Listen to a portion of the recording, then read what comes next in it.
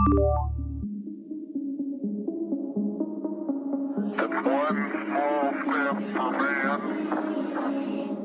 you know about rolling down in the deep? When your brain goes numb, you can call a mental freeze. When these people talk too much, put that shit in slow motion. Yeah, I feel like an astronaut in the ocean. What you know about rolling down in the deep? When your brain goes numb, you can call a mental freeze. When these people talk too much, put that shit in slow motion. Yeah, I feel like an astronaut. I'm cool. I'm like, yeah, that's true. I believe in G.O.D. Don't believe in P.H.O.D. She keep playing me down. I'ma play her for fun. Hi, this is John Cohen. Welcome to another episode of Web of Deception. This is episode number 6. And in this episode, we're going to be taking a closer look at the connection between George Webb and Jason Goodman, our guest. Jason, welcome to the show once again. Thanks, John. And the Las Vegas shooting. And this is sort of where our two lives began to intersect, even though we didn't know it quite yet. And so that's why I think this is going to be a really interesting show. So why don't you tell the audience a little bit about what you have teed up? And then why don't we spend like just a minute or 2 or 3 and just kind of review with everybody what we did in episodes 1 through 5, because we've already covered quite a cast of characters. Yeah. Well, and there's a whole cast of characters that gets involved over here that I think people are going to be blown away tonight, John. Like, honestly, the funny thing is, to me, this is all stuff that I've known for, 6 years. Sometimes I haven't been able to speak about it for a variety of reasons. Either I didn't realize it all at once or have it in like a cohesive story that would make sense to anybody. Other times there were like lawsuits going on and stuff where maybe it wasn't so, like I couldn't talk about it or it would screw me up. So there's something I'm going to show everybody tonight when we get over to the sponsor exclusive segment.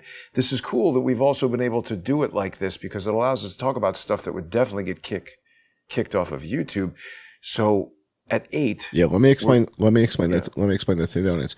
So for those of you who watch our stuff on YouTube, we talk a little bit about what we can talk about on YouTube, but we tend to get so deep and so intense that our shows were getting struck. So we had to move to this other thing where the deep stuff we do on these other platforms. So you guys can find me at patreon.com and subscribestar.com. And Jason, where can they find you? Where can the audience find your work if they want to see your subscription only stuff?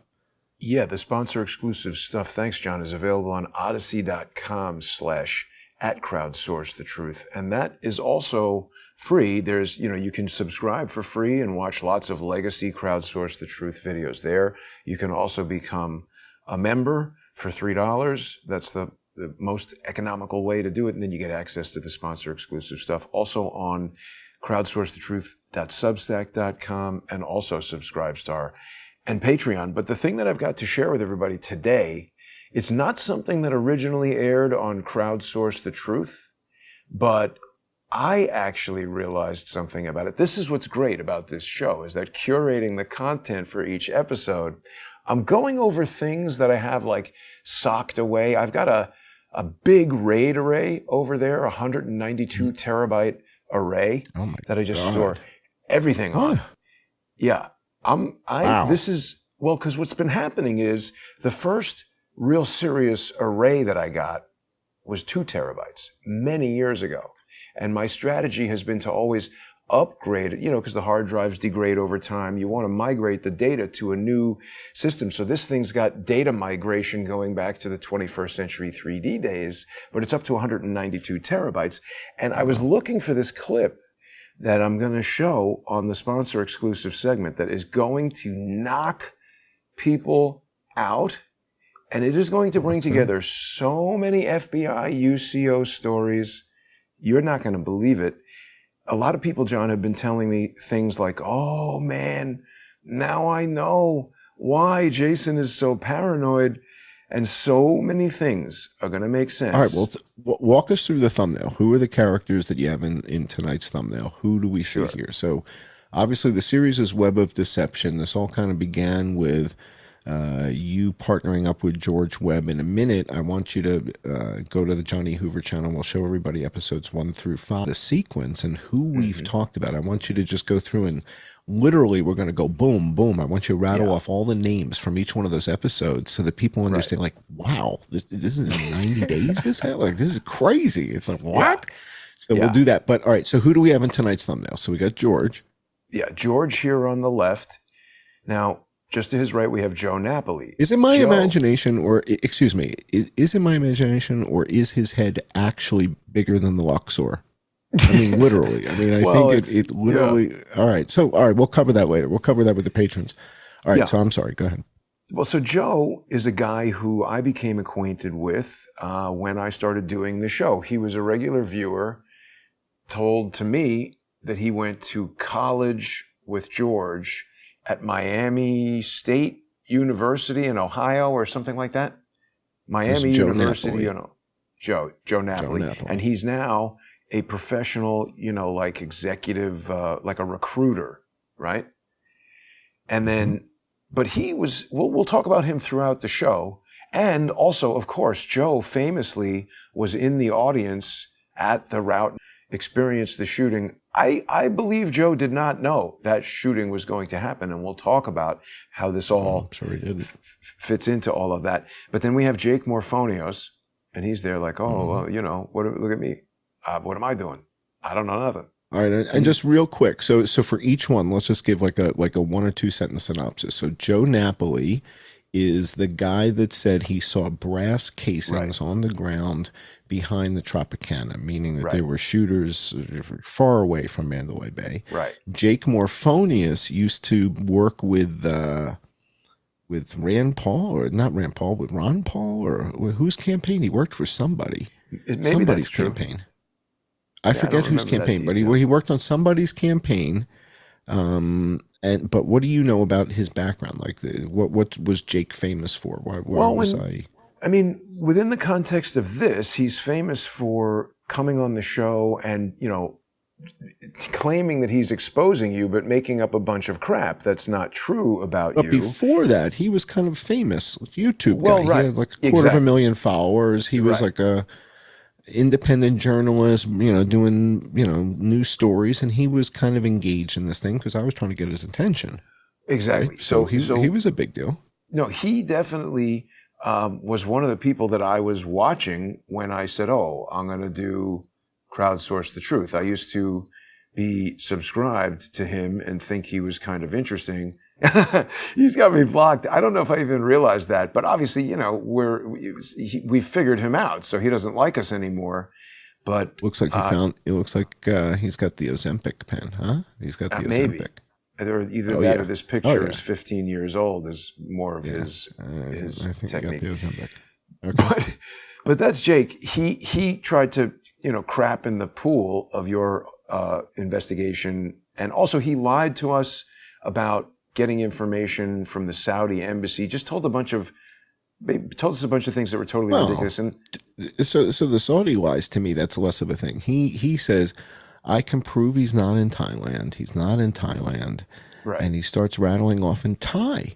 And I think in that moment, there were probably 10,000 people watching, or 8,000 people watching that show live at the moment.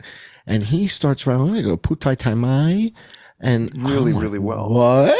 I was like, what? Where the hell is this coming from? Yeah. And you speak restaurant Thai. You speak Thai in the restaurant, and it's like, I speak Thai like a white guy. Right. I speak Thai like a white guy. Right. So, but the interesting thing is that Jake also ends up becoming the catalyst for your trip to Thailand to prove him wrong and to kind of certify my legitimacy and the fact that, no, this is not a CIA operation. I'm a divorced guy, and here's the house I used to live in, and here's my buddies from the police department, and you know, But we there's almost something went else to important prison about driving through the Jake. jungle. I mean, you know, people say, "Oh, you know, he's FBI, he's Mossad." No, no, no. Jason and I went through an experience together in the jungle where we both almost ended up in prison for the rest of our lives. So I if didn't I was realize that FBI at the or time. yeah, so if I was FBI or he was Mossad, it would have come out at that moment. Like Yeah. that's when you would have dropped the, "Hey guys, you know, what do you say in Hebrew But if people you're don't know what you're Mossad?" You talking say, about.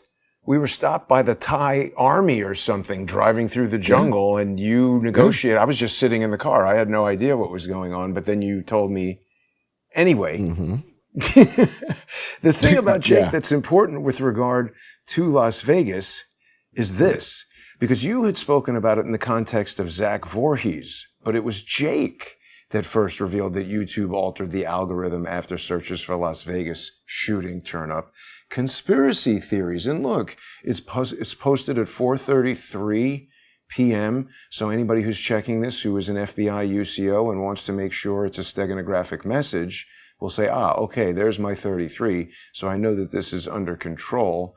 But it's talking about how, you know, Jake and the algorithm, Jake Morphonius, who runs End Times News Report. Right. He was like the big, you know, we were nobodies and he was the big YouTube guy who's getting into USA Today and everything. So, and also remember, this was shocking. YouTube takes down accounts that get 3 strikes in 3 months. Oh, yeah. It's like now YouTube just takes down whoever the hell they want. So again, if they were trying to soften people up for this notion of censoring the internet, you know, I believe, suggested that speculatively that was the reason for the Port of Charleston incident. All right, well, perhaps we'll get now into that. Let's go is a back good to the moment. thumbnail because we Okay. got more people in the thumbnail that Oh, yeah, people right. don't know who they are yet. Yes. Yeah, See, yeah. that's So my I don't want to ADD get too deep kicking in. I don't want to get too deep into Jake yet. Yes. Who's the guy next to Jake? Do you really not know? No idea. That's None. Turber. Zero. Who? That's Mike Turber. I have no idea. Yeah, I wouldn't know him if he was standing. Yeah, next that's to me. Turber. No idea. Because it was Mike Turber who introduced Laura Loomer to the absolutely stunning Stephanie. And Stephanie actually has done nothing wrong. I have no beef with her. She didn't do anything bad to me or anything, but she's an interesting element in the story because she's like one of these women who, it's hard to not act stupid around her because you're just like, oh my God, this girl is causing a riot everywhere she goes. She's just so hot. It's crazy. And I don't know. I suspect maybe she was at the thing, but I don't know. All right. So prior to October 1st, 2017, the Las Vegas shooting, you don't know the young lady on the right. You don't know Mike Turber. No. You know of Jake Morphonius because he's kind of a bit of a legend in the YouTube world. Well, just watching his YouTube show. Yeah. Yeah. And you know Napoli because he's Right. kind of a fan of the work you guys are doing. And But more George than has that. mentioned him. George has No. mentioned him to you. No, Joe is an active part of the show. Joe is like, Okay. first of all, he's in the chat. Before I had Patreon or anything like that, Joe just sent like $300 or something through PayPal. And I was like, wow, that's a really big deal. And then that even prompted me to pay for a dinner in LA where by the time I got done with that dinner, I was like, well, I just really sort of gave him all this $300 back. And then Right. he was advertising his own Patreon on the show when he wasn't on the show. And I was like, Joe, what are you doing? He's like, oh, I'm sorry. Okay. But we'll talk about the reason why I stopped talking to Joe Napoli. It wasn't some kind of thing like that where I was annoyed that he did something. He got caught in a very bad lie that linked him directly to Robert David Steele. And if people aren't familiar with that detail, definitely tuning in at 8:30 on subscribestar.com/IamJohnCullen, patreon.com/IamJohnCullen. Not 8:30. Not at 8:30. Sorry, 8 o'clock. 8 o'clock. Sorry. My bad. It's hard to keep all these schedules straight, but people know where they can get all of that stuff. But I'm telling you, the minds will be blown because the thing that I'm going to reveal, let me give you a little background on this thing because it became even more intriguing today because it's a video made by one of these people in the thumbnail here, who's a very important part of the story. And I have had it. I saw it back at the time that it was made, and then it was lost for a long time. And in the course of my evidence searching for various lawsuits, I found this thing, I don't know, maybe more than a year ago. And then when we started talking about doing this show, I was like, oh, I got to show that. And then so I went to that 192 terabyte thing, and it wasn't on there. And I was like, what? How could it not be there?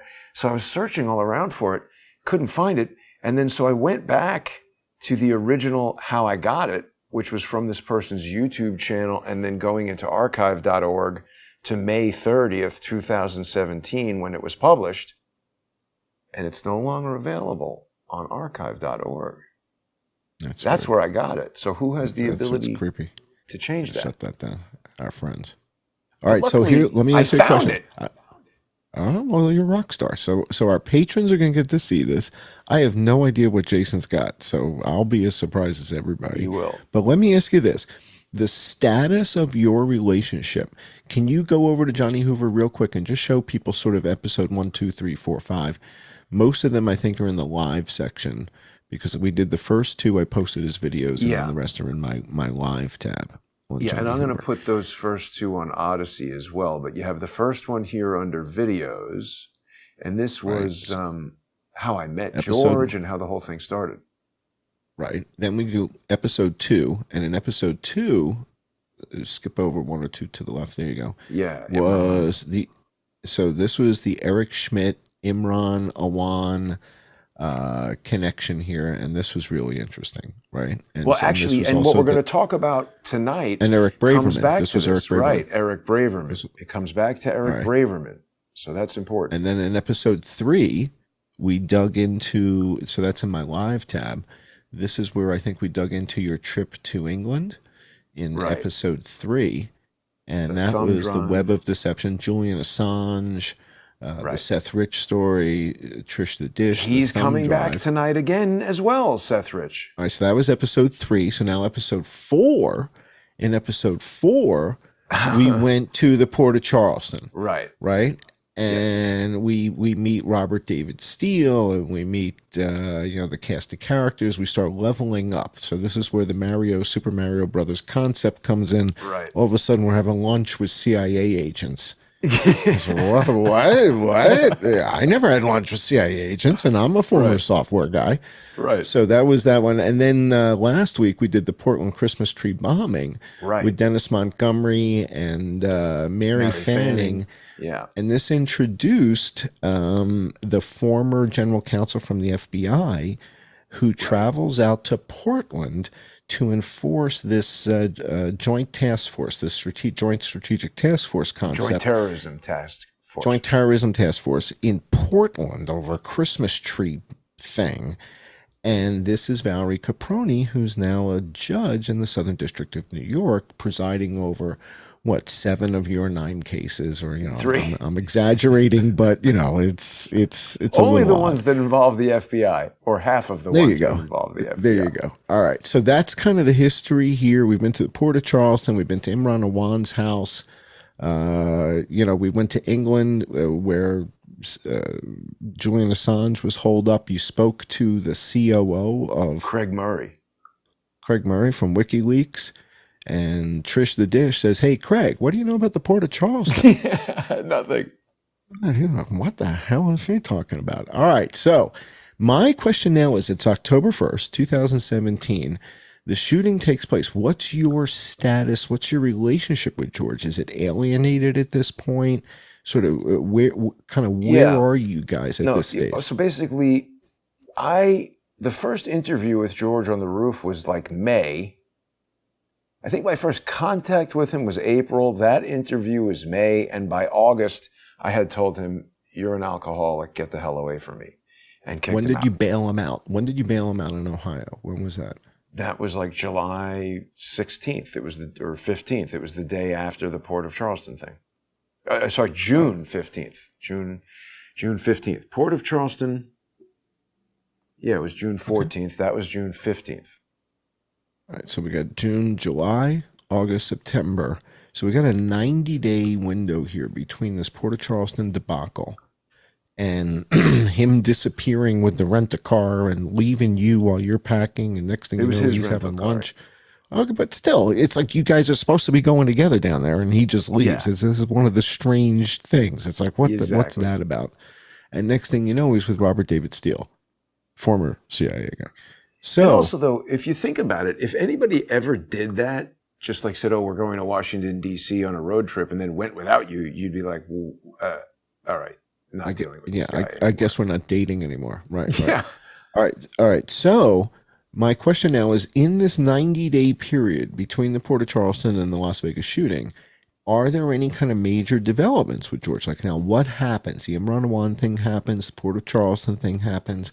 They're not getting you. They haven't caught you the way they were hoping to catch you. It sounds yeah, like Joe Napoli screwed the pooch. Sounds like Joe I Napoli think wasn't that's supposed to right. make that phone call.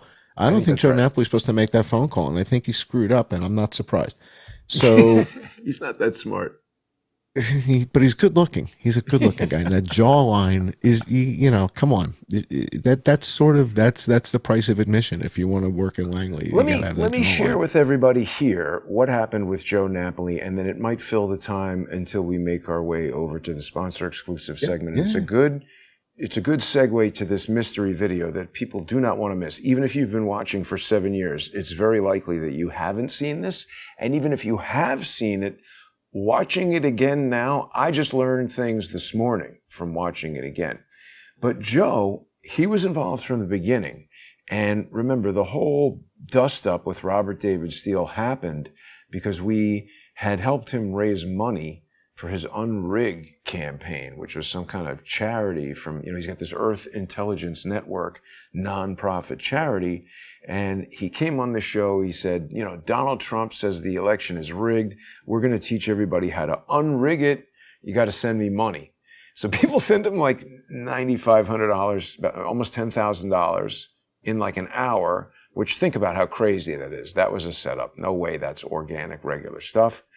And so then we found out he was acting like a jerk the next day. People wanted their money back. And Joe started becoming involved in some of the shows about wanting the money back. And he said that he had given money and blah, blah, blah. And like did a whole show about it. So then separate from the show, when I was doing the lawsuit, I wanted like evidence that people wanted their money back. So I called Joe. Now, mind you, I had like been to California, I've been to Vegas with him. We've been to restaurants 2, 3, 4 times out to dinner. I thought this guy was actually my friend. And so I call him up and I said, Joe, can you send me like your credit card bill, scan it and then redact everything except just the payment to Robert David Steele's charity and then the refund on the credit card. And he was like, oh, okay, let me get that. And then I called him back. I was like, Joe, do you have the thing? And it sort of came out that he eventually said he doesn't have it. I was like, what are you talking about? You don't have it. Call the credit card company and get another copy of it. And it just came out that he obviously never made the charge. Like, what credit card company doesn't have the bill from like 4 months ago? It's the stupidest thing ever. So the original allegation was that he had sent money to Robert David Steele, Right. and that he wanted his money back. But he And there was a also, whole big he big came on hullabaloo. the show and spoke about how, because the problem was Robert David Steele was saying he couldn't give people's money back because it went to Indiegogo. And until the whole campaign was done, he doesn't even have the money. Some big rigmarole nonsense. But the truth is, I called up American Express and said, hey, this is a scam. They gave me the money back right away. Or I don't remember what I said. I might not have said it's a scam. Now his wife or whoever is going to say something. I don't remember what I said to American Express. I don't want this charge. The person said they'd give me the money back, whatever. They gave me the money back. Point is, Joe came on Crowdsource the Truth and did like a public service announcement of like, here's how you can get your money back. And he said that he called Capital One and get the money back. So I said, okay, can I see that record of that transaction? If he wasn't stupid as hell, what he would have done is he would have said, you know what? I wasn't on my bill and I was confused by that. So I called them and they said because I canceled the charge in less than 24 hours, it never posted. He could have said that and I would have said, you know what? Sounds like nonsense, but maybe Okay. Didn't even think of that. He just didn't have the receipt. When I asked him if he could call Capital One and get it, he said, fuck you to me. And I said, that's not very Christian, Joe. How close were he and George supposedly back in Miami University? Were Close they enough that they were still in touch, and they're like 50 something. So and that's they were close. roommates? They were roommates there I don't know about in that. college? I don't know about that. Okay. They just knew each other, as far as I know. But But and then like you also, said, they're still in touch. Still in touch in wait, their wait, wait. 50s. This is Right. important. Joe Napoli said that he had gotten George jobs through his executive recruiting business, and that he was, we would commiserate about being annoyed. Like when I broke from George, I remember we would go out to dinner and it would be like, oh, we're both disappointed in George. He's got all this talent, but he's an alcoholic. You know how you would talk about some other mutual friend if he dropped out. But it was Joe, I think, trying to maintain a connection to me after I had kicked out George. And then I kicked out Joe. Were you in a baton zone where Joe was the handoff guy, and they knew that George had worn out his welcome, and were they flipping you to Joe? And next thing you know, Joe just happens to be, and like I've said, the people who work at Langley, people who work at Fort Meade, they go to Taylor Swift concerts. Right? Their neighbors have no idea what they do for a living. Their parents don't know what they do for a living. Right? Yep. I mean, I think my adult daughters work somewhere, and for all I know, that's a whole bunch of horseshit. She doesn't work there, right? And she works at Fort Meade, for all I know. I have no idea. All these people lie to everybody in their lives. So it's really hard to tell. Think about it. How many people have you ever met that said, I got to tell you, I actually work for the National Security Agency. Actually, I've met a few. Well, right. And that's kind of weird because this time frame, this compressed time frame, and this is one of the things that strikes me as we hear these stories from you. I've never met all these people, and I'm in this business now for 6.5 years publishing some pretty crazy stuff, and I've met some very interesting people through Crowdsource the Truth and the shows that we do. But I haven't met anybody from the CIA. I'm not having lunch with anybody from the CIA, let alone 2-3 of them. And then Robin Gritz, we're going to get to her in a future episode, I guess, imagine, somewhere. But so we're probably running out of time now, but I can't wait to see what you've got. I'm kind of excited about this transition on October 1st because, again, this is sort of where our lives become synchronous. I mean, we don't actually meet for a few months, but at this moment, from the time of the shooting, when did you hear from Joe? Joe called you when, and then we got to go. Joe like calls 1 o'clock in the morning, shooting. like minutes after it happened. So he's at the Tropicana. And he's like in the hallways of the Tropicana, and he's calling, So it was in that moment that, I'm sitting in my office in Thailand that you ultimately get to come and visit, right? I took you up that spiral staircase. Remember that? Mm-hmm. So as you're getting that call from him, I'm sitting there watching all this stuff transpire. So, all right, we're going to head over to our patron-only shows. And one more time, if you can tell the audience where they can find your patron-only work for, whether it's Patreon, what is it? It's patreon.com/crowdsource the truth. Mm-hmm. And it's subscribestar.com/crowdsource the truth. But if you go to Odyssey, it's odyssey.com/@crowdsource the truth. And there you can find a lot of the legacy stuff, even I think if you're not a subscriber, right? You don't have to be for free. Yeah, if you subscribe, it's on there. Subscribing is free. Becoming a member is as inexpensive as $3. There you go. And you're also on Substack. So it's substack.com/crowdsource the truth. And for those of you who are not yet sponsoring my work, I'm only at Patreon and subscribestar.com/I am John Cullen. That's it, chocolate or vanilla. We don't do strawberry here. So. And people are not going to want to miss this video, John. I'm telling you, this is going to fill in so many blanks on so many things that people are interested in. We'll be back in like 5 minutes. All right, let's play that out roll. We'll see you guys soon.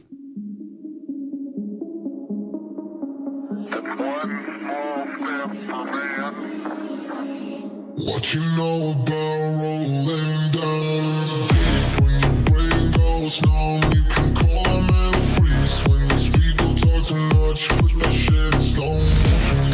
Yeah, I feel like an astronaut in the ocean. What you know about rolling down in the deep? When your brain goes numb, you can call a man a freeze. When these people talk too much, put that shit in slow motion. Yeah, I feel like an astronaut. She says that I'm cool. I'm like, yeah, that's true. I believe in G.O.D. Don't believe in T.H.O.D. She keep playing me down. I'ma play her for fun. Don't really know my mental. Let me give you the picture like stencil. Falling out in the crowd. No flow rain was pouring down. See that pain was all around. See my mom was kinda loud. Didn't know which way to turn. Flow was cool, but I still felt burned. Energy up, people feel my surge. I'ma kill everything like this burn. What you know about